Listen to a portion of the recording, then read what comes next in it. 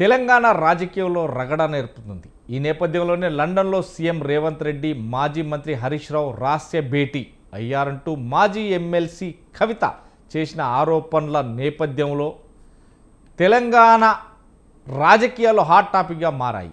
BRS చీల్చేందుకే Harish Rao కుట్ర చేస్తున్నారని, రేవంత్ రెడ్డితో లండన్లో రహస్య ఒప్పందం జరిగిందని కూడా కవిత తీవ్ర ఆరోపణలు చేశారు. అంతేకాదు హరీష్ రావుకు కాంగ్రెస్తోనే కాదు బీజేపీతోనూ సంబంధాలు ఉన్నాయంటూ సంచలన వ్యాఖ్యలు కూడా చేశారు. కేసీఆర్కు వెన్నుపోటు పొడిచే ప్రయత్నం జరుగుతుందని, మెదక్ ఎమ్మెల్యేలతో హరీష్ రావుకు రహస్య సమావేశాలు నిర్వహిస్తున్నారని కవిత ఆరోపిస్తున్నారు.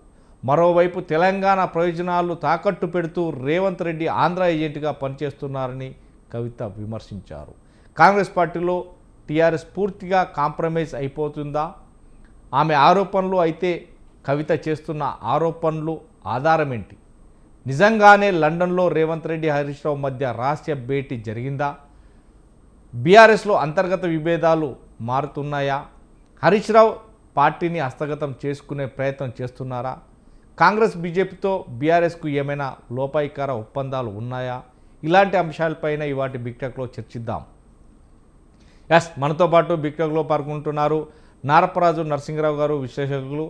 అదేవిధంగా ప్రొఫెసర్ కత్తి వెంకటస్వామి గారు, కాంగ్రెస్ రాష్ట్ర ప్రధాన కార్యదర్శి కూడా మనతో జాయిన్ అవుతున్నారు. బచ్చు శ్రీనివాస్ గారు, బీఆర్ఎస్ రాష్ట్ర నాయకులు కూడా జాయిన్ అవుతున్నారు. అదేవిధంగా మేధావుల ఫోరం రాష్ట్ర కన్వీనర్ గంగాపురం వెంకరెడ్డి గారు జాయిన్ అయ్యారు. అదేవిధంగా వర్లపల్లి శ్రీశైలం టీఆర్ఎస్ రాష్ట్ర నాయకులు కూడా జాయిన్ అయ్యారు. గుడ్ ఈవినింగ్ అండి. నమస్తే. నారపరాజు నరసింహరావు గారు, గుడ్ ఈవినింగ్ అండి. నరసింహరావు గారు, అన్మ్యూట్ చేసుకోండి, మీ వాయిస్ మీట్లో ఉన్నట్టుంది. ఈరోజు కవిత ప్రెస్ మీట్ చూసాం. అదేవిధంగా లండన్లో సీఎం రేవంత్ రెడ్డి, మాజీ హరీష్ రావు రహస్య భేటీ అయ్యారు. మాజీ ఎమ్మెల్యే కవిత గారు కూడా ఈరోజు చాలా సంచలనమైన వ్యాఖ్యలు చేశారు. ఎందుకంటే తెలంగాణలో ఉన్నటువంటి నేపథ్యంలోనే ఒక్కసారిగా తీసుకెళ్ళి ఆంధ్రాకు తొత్తులుగా వ్యవహరిస్తున్న నేపథ్యంలోనే తాకట్టు పెట్టారు అంటూ సీఎం రేవంత్ రెడ్డి పైన, అదేవిధంగా బీఆర్ఎస్ను హస్తగతం చేసుకోవడానికే రహస్యంగా ఒప్పందాలు చేసుకుంటున్నాడు ఎమ్మెల్యేలతో హరీష్ రావు. ఈ ప్రజెంట్ ఉన్నటువంటి ముఖ్యమంత్రితో పాటు హరీష్ రావు ఇద్దరు కలిసి భేటీ అయ్యారు. నిజంగా ఇది జరిగే పనేనా? ఇది నిజమేనా? ఎందుకంటే ఆధారాలు నా దగ్గర ఉన్నాయి అంటూ కూడా అంత మాటలు పకడ్బందీగా మాట్లాడుతాను. ఎందుకంటే ఇద్దరు కలిసి లండన్ పోయిన నేపథ్యంలోనే నిజంగానే అక్కడ జరిగిన సంబంధించి ఎవరు పనికి వాళ్ళు పోయి ఉంటారు. తెలంగాణ పెట్టుబడి కోసం రేవంత్ రెడ్డి కావచ్చు, హరీష్ రావుకు తనకు సంబంధించిన వ్యక్తిగత పనుల మీద కావచ్చు. కానీ ఇద్దరు రహస్యంగా భేటీ అయ్యారు అంటూ కూడా కవిత చేసిన వ్యాఖ్యలు ఎలా చూడొచ్చు మరి? రాజమౌళి గారు, మీకు ప్యానల్లో ఉన్నటువంటి అందరికీ కూడా శుభ సాయంత్రం. రాజకీయాల్లో మనం చూస్తున్నాం చాలా కాలం నుంచి, ముఖ్యంగా ఈ కుటుంబ నేపథ్యం నుంచి వచ్చినటువంటి కుటుంబ రాజకీయాల నేపథ్యం నుంచి వచ్చినటువంటి వాళ్ళకు ఒక్కొక్కసారి వాళ్ళు చేసేటువంటి విమర్శలు, అసలు ఏం మాట్లాడుతున్నారు, దానికి ఆధారం ఏంటి, వాళ్ళకి సోర్స్ ఎక్కడి నుంచి వచ్చింది, అసలు వీళ్ళు మాట్లాడుతున్నటువంటి మాటల వెనకాతలు ఎవరున్నారు, ఈ మాటల యొక్క నేపథ్యం ఏంటి అనేటువంటిది ఆలోచిస్తే అసలు మనకు ఒక రకంగా చెప్పాలంటే చాలా హాస్యాస్పదంగా ఉంటుంది. అంటే వాళ్ళకి ఏంటంటే వాళ్ళు పెరిగిన ఆ క్రమం, అంటే ఆ రాజకీయ పార్టీలో, కుటుంబ రాజకీయ పార్టీలో పెరిగినటువంటి క్రమం ఏంటంటే వాళ్ళ యొక్క విమర్శకు హద్దు అదుపు ఉండదు. మనం ఇప్పుడు ప్రస్తుతం ఇక కవిత దగ్గరికి వచ్చినట్లయితే, కవిత తను ఎప్పుడైతే ఈ ఢిల్లీ లిక్కర్ స్కామ్లో అరెస్ట్ అయి తిహార్ జైల్లో కొంతకాలం ఉన్న తర్వాత, వాస్తవానికి మనం చూస్తున్నటువంటి కుటుంబాలకు సంబంధించినటువంటి వాళ్ళు, అంటే ఇంత పెద్ద పొలిటికల్ బ్యాక్గ్రౌండ్ ఉన్నటువంటి ఫ్యామిలీస్ ఎవరు కూడా లిక్కర్ ఎంత ఆదాయం తీసుకొచ్చేదైనా, కోట్ల డబ్బులు తీసుకొచ్చేదైనా, ఒక మహిళ నేరుగా ఆ స్కామ్లో ఇరుక్కొని జైల్లో ఉండొచ్చినటువంటి ఆవిడ మీద సమాజం ఎందుకో కారణం తెలియదు కానీ మొదటి నుంచి మన సమాజం ఒక రకమైనటువంటి ఏహభావంతోనే చూస్తుంటుంది. కవితను కూడా అట్లే చూసింది సమాజం. కానీ కవిత దాన్ని కప్పిపుచ్చుకోవడం కోసం నాకు నేను జైల్లో ఉన్నప్పుడు నా తండ్రి సరిగా పట్టించుకోలేదు, నా సోదరుడు సరిగా పట్టించుకోవట్లేదు, లేదు నేను ఈ రకంగా నేను నా కుటుంబం నుంచి, నా పార్టీ నుంచి నన్ను వెలివేయబట్టడానికి కారణం హరీష్ రావు అని చెప్పేసేసి అనేక సందర్భాల్లో అనేక రకాలైనటువంటి కామెంట్స్ చేసింది. అంటే వాళ్ళకు ఉండేటువంటి గతంలో ఉన్నటువంటి మనం ఇంతకు ముందు కూడా ఒక డిబేట్ లో మనం ఇక్కడే అనుకున్నాం. వాళ్ళకు ఉండేటువంటి వ్యక్తిగతమైనటువంటి సంబంధాలని కూడా రాజకీయ సంబంధాలుగా జొప్పించి విమర్శలు చేస్తుండటం చూసాం. ఇక వాళ్ళ నాన్నగారి గురించి మొన్న రీసెంట్లీ లేటెస్ట్ లో ఆవిడ ఏంటంటే అసలు ఈ కుటుంబంలో నేను ఎందుకు పుట్టానని బాధపడుతున్నాను అన్నది. అసలు అలాంటి కామెంటు రాజకీయంగా అభిప్రాయ భేదాలు, వైరుధ్యాలు, సిద్ధాంత భావజాలం ఎన్నైనా ఉండొచ్చు, దాన్ని మనం ఎవరైనా తప్పుపట్టడానికి వీల్లేదు. కానీ అసలు ఈ కుటుంబంలో ఎందుకు పుట్టాను అనేటువంటిది ఒక మాట మాట్లాడారు, దురదృష్టకరమైనటువంటి మాట. అలా మాట్లాడకుండా ఉంటే బాగుండేది. అంటే దాని తర్వాత ఇప్పుడు ఏంటంటే ఈ రోజు నిన్న హరీష్ రావుకు సంబంధించినటువంటి లండన్. హరీష్ రావుని ఇప్పుడే కాదు 2018 తర్వాత గెలిచిన దగ్గర నుంచి కూడా హరీష్ రావు పార్టీ మారుతాడు, బీజేపీ వాళ్ళతో లాలూచి జరుగుతుంది, బీజేపీకి వెళ్ళిపోతాడు కొంతమంది అనేటువంటిది ప్రచారం జరుగుతూనే ఉంది. ఒకవేళ నిజంగానే హరీష్ రావు పార్టీ మారాలి అనేటువంటిది అయితే 2018-23లో మారేవాడు. లేకపోతే తనకున్నటువంటి 39 మంది ఎమ్మెల్యేలో 30 మందినో 25 మందినో తీసుకొని 23 ఎలక్షన్స్ వచ్చిన తర్వాత మారేవాడు. ఇప్పుడు వాళ్ళకి ఎంపీలు లేవు, రాజ్యసభ సభ్యులు ఒకరో ఇద్దరు ఉన్నారు. మొత్తం వాళ్ళ యొక్క బీఆర్ఎస్ పార్టీ యొక్క ఉనికి ప్రజల్లో అయితే ఇప్పటికైతే పెద్దగా ఏమీ లేదు. ఈ లేనటువంటి పార్టీలో ఉండేటువంటి నాయకుడు బీజేపీకి ఎందుకు వెళ్తాడు, బీజేపీ ఎందుకు తీసుకుంటుంది, తీసుకోవడం వల్ల బీజేపీకి ఉపయోగం ఏంటి, ఇప్పుడు వెళ్ళటం వల్ల హరీష్ రావుకి ఉపయోగం ఏంటి, ఏమీ లేదు. ఒకవేళ ఏమన్నా రేవంత్ రెడ్డి ప్రభుత్వం మీద వ్యతిరేకత వస్తే, అంతో ఇంతో వస్తే, మళ్ళీ అధికారంలోకి వచ్చేటువంటిది నెక్స్ట్ ఇమీడియట్లీ వచ్చేటువంటిది మాత్రం బీఆర్ఎస్ అవుతుంది కానీ బీజేపీ కాదు. దేనికంటే ఇప్పుడున్నటువంటి రాజకీయ పార్టీలు, సమీకరణాలు, పార్టీల బలాబలాలు, ఈ మూడింటి బేస్ చేసుకుంటే బీజేపీకి ఒకవేళ మహా అయితే రాబోయే 2.5 సంవత్సరాల్లో ఇప్పుడున్న 8 సీట్లకు కావాలంటే 16 సీట్లు 20 సీట్లు పెరుగుతాయి, కానీ 50-60 సీట్లు వచ్చేటువంటి స్థాయికి బీజేపీ ఇంకా ఎదగలేదు. ఇది మనందరం అంగీకరించాల్సిన విషయం. ఈ నేపథ్యంలో హరీష్ రావు బీజేపీకి, ఇప్పుడు బీఆర్ఎస్ లో ఉన్న హరీష్ రావుకి ఏమైతే విలువ ఉంటుందో ప్రస్తుతం రేపు బీజేపీలోకి పోయినా అంతే ఉంటుంది, కానీ ఇమీడియట్లీగా ముఖ్యమంత్రి అవుతాడు. ఇవన్నీ ఏంటంటే వాళ్ళకి వ్యక్తిగత కుటుంబానికి సంబంధించినటువంటి ఏదో హరీష్ రావు కుటుంబంతో కవితకు కొన్ని ఇబ్బందులు ఉండుంటాయి, దాన్ని బేస్ చేసుకున్నట్టు చూస్తున్నటువంటి విమర్శలే కానీ అంతేగాని దీంట్లో పెద్ద లోతుగా ఆధారాలు ఉన్నాయనేటువంటిది మనం విశ్వసనీయత అనేటువంటిది ఉండదు అనేటువంటిది నా యొక్క అభిప్రాయం.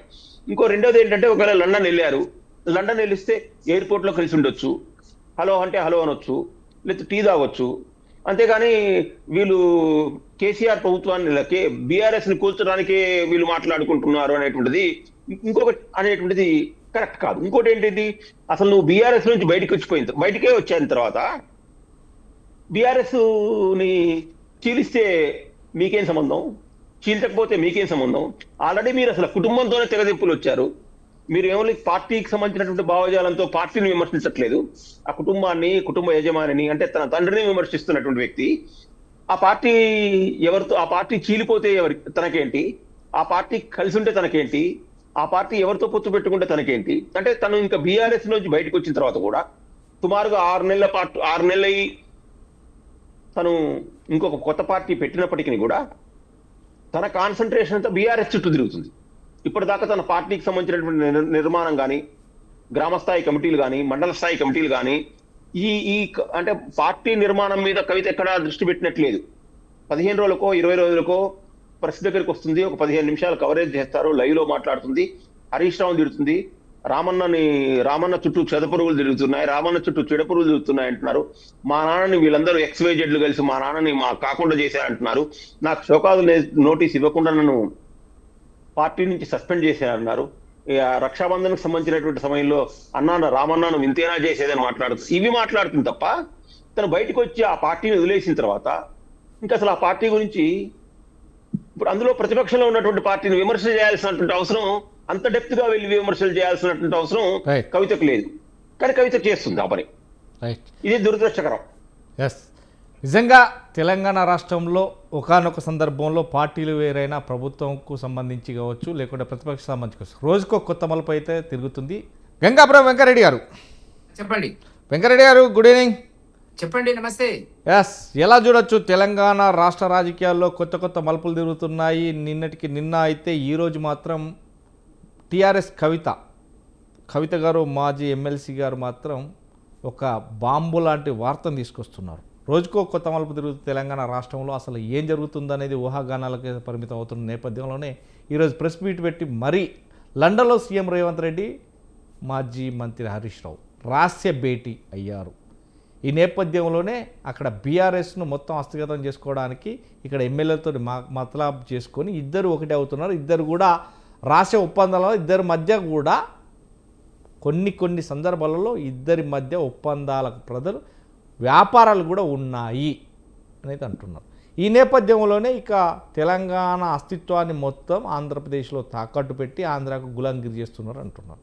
నిజంగా అన్నిటికీ ఒక ఎత్తు అయితే ఇటు బీఆర్ఎస్ నుంచి వచ్చినటువంటి హరీష్ రావు కావచ్చు, లేదంటే ఇటు కాంగ్రెస్ ముఖ్యమంత్రి కావచ్చు, వీరిద్దరి కలయిక కూడా ఏదైనా కూడా బీజేపీతోటి సాధ్యం, లోపాయకర ఒప్పందాలు జరుగుతున్నాయి అని అంటున్నారు. ఎలా చూడొచ్చు మరి ఈ మాటలపైన? ఇప్పుడు ఒకటి రాజమౌళి గారు, మీరు అడిగిన ప్రశ్న అనేటువంటిది అసలు వాస్తవానికి మీరు చర్చకు పిలిచారు కాబట్టి నేను మాట్లాడాల్సి వస్తుంది. కానీ లేకపోతే కవిత ప్రెస్ మీట్ ఏంది, ఆమె మాట్లాడే అంశములు ఏంది, ఆమె ఏం చెప్పదలుచుకుంది, ఎవరి గురించి మాట్లాడుతుంది, 9.5 ఏళ్ళు ఎక్కడుంది, జరిగిన అవినీతి గురించి మాట్లాడాలి కదా తండ్రి కాలంలో.